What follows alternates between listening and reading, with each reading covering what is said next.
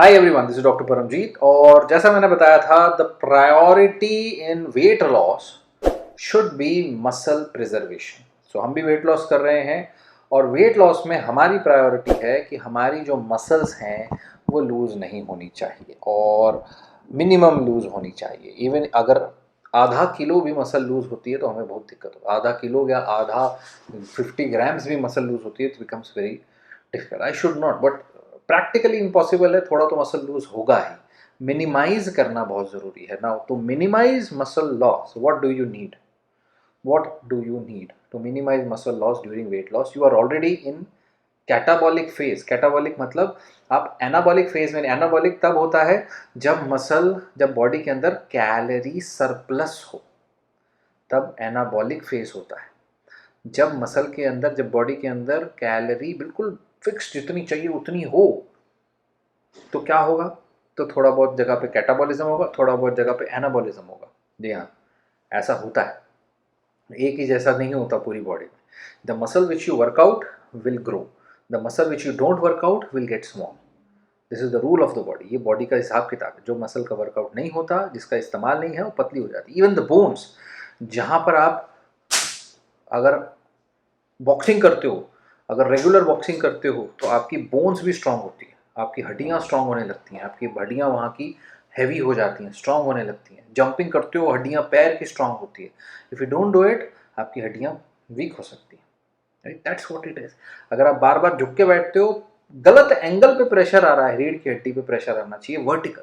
जब आप सामान उठाते हो रीढ़ की हड्डी स्ट्रांग होती है। जब आप गलत एंगल पे बैठते हो, स्लाउच करके बैठते हो, रीढ़ की हड्डी वीक होती है। वो वहाँ पे दिक्कत आती है। तो हमारा टारगेट क्या है कि हम सही एंगल पे हर मसल, पूरी बॉडी की मसल्स पे रेगुलरली प्रेशर दें।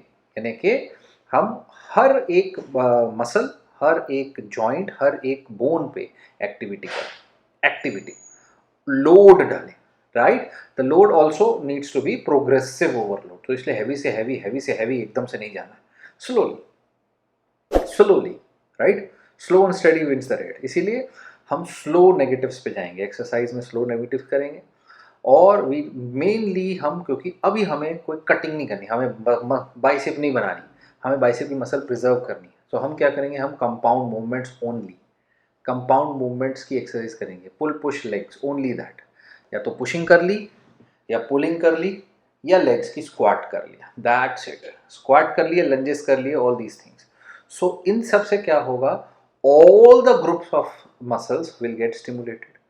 ऑल द थोड़ी सी जंपिंग ज़रूरी है, थोड़ी सी रनिंग ज़रूरी है। राइट, थोड़ी सी जंपिंग चाहिए, because then your bones get, थोड़ी सी बॉक्सिंग बहुत मज़ेदार।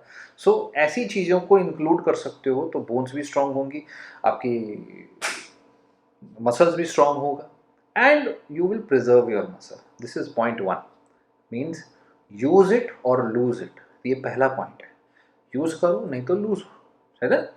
सेकेंड पॉइंट है कि while you are losing your fat, how to minimise your muscle loss. उसमें सेकेंड पॉइंट आएगा कि muscle should have continuous amino acid at bay.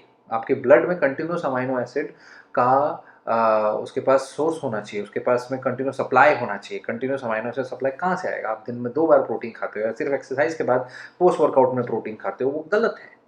You need a continuous amino acid supply, सुबह दोपहर शाम। Exercise के उस मसल में, exercise के बाद ऑलमोस्ट 12 घंटे के बाद, 24 घंटे के बाद मैक्सिमम ग्रोथ होता है, मैक्सिमम रिक्वायरमेंट होती है अमाइनो एसिड की उस मसल को।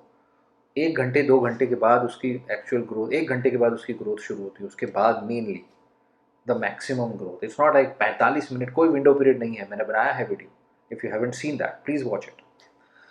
It's in science of steroids, science of body building, science of exercise, कैसे बनेगी बॉडी। राइट, सीरीज है, प्ले लिस्ट है, ढूंढो। So you need continuous amino acid supply. कैसे करेंगे? या तो वे प्रोटीन ले लो, आधा स्कूप सुबह, आधा दोपहर, आधा शाम को, या सुबह अंडे खा लो, दोपहर में वे प्रोटीन, शाम को। यानी हर मील में आपको प्रोटीन चाहिए, number 1। That is one option. वो भी कितने गैप में? हर 4-4 घंटे में, हर 4-4 6-6 घंटे में यू नीड प्रोटीन। रात को कैसे करोगे? रात को तो सोओगे ना, 8 घंटे सोओगे, 8 घंटे नहीं सोओगे तो ग्रोथ अच्छी नहीं होगी, 7 घंटे नहीं सोओगे तो ग्रोथ अच्छी नहीं होगी, है ना। वो हमारा हाल है, हम नहीं उतना सो पाते, क्या करें। सो अब उसमें क्या करोगे, रात को यू नीड केसिन प्रोटीन।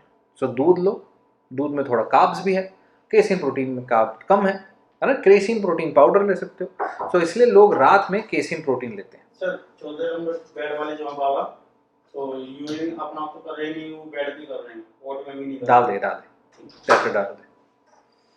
सो क्या करना है, सो ऐसे में the most important thing is कि रात को आपने केसिन प्रोटीन लेना है। रात को कई सारे बॉडी बिल्डर्स, कई सारे सब लोग आप देखो केसिन प्रोटीन का इस्तेमाल करते हैं। लॉन्ग एक्टिंग प्रोटीन है, 6-8 घंटे का सप्लाई आपको प्रोटीन अमाइनो एसिड्स का दे देता है। The second thing which people use is essential amino acids. Essential amino acids भी ऐड कर सकते हैं, वो और अच्छा एफर्ट, बहुत अच्छा कह लो कि कोई एक अमाइनो एसिड कम हो किसी प्रोटीन सोर्स में तो वो उसकी कम पूरी कर देता है, ज़रूरी नहीं है वो, but casein is very important. I don't use casein, I use milk, और मैं दिन में 2 बार पीता हूँ कम से कम, सुबह और शाम। सुबह 6 घंटे का, सुबह 6 से 8 घंटे का मिल जाए बैकअप, क्योंकि सुबह भी तो ये जो रात को करेगा बैकअप देगा, सुबह भी देगा, शाम को भी देगा। सो कुछ कई सारे नेचुरल हमारे बॉडी बिल्डर्स हैं जिनको हम ट्रेनिंग देते हैं, सो एडवाइस देते हैं बेसिकली, उनको हम यही बोलते हैं सुबह दूध पियो, शाम को दूध पियो। सुबह चाहे ओट्स में डाल के पी लो, ओट्स में दूध को ओट्स को दूध में डाल लो, शाम को आपने वैसे ही पी लो, चाहे उसमें हल्दी डाल लो, चाहे अश्वगंधा डाल लो, चाहे प्रोटीन पाउडर डाल लो। मैं प्रोटीन पाउडर दूध में पीता हूँ, I take double toned milk. So अपना अपना पेट है, अपना अपना लॉजिक है, अपना अपना ये है। सो टेक्निकली केसिन प्रोटीन आप ले सकते हैं। So protein, continuous protein supply, and second is progressive load. These are the 2 basic thing, and the third is rest and water. पानी खूब चाहिए और पानी के साथ रेस्ट चाहिए।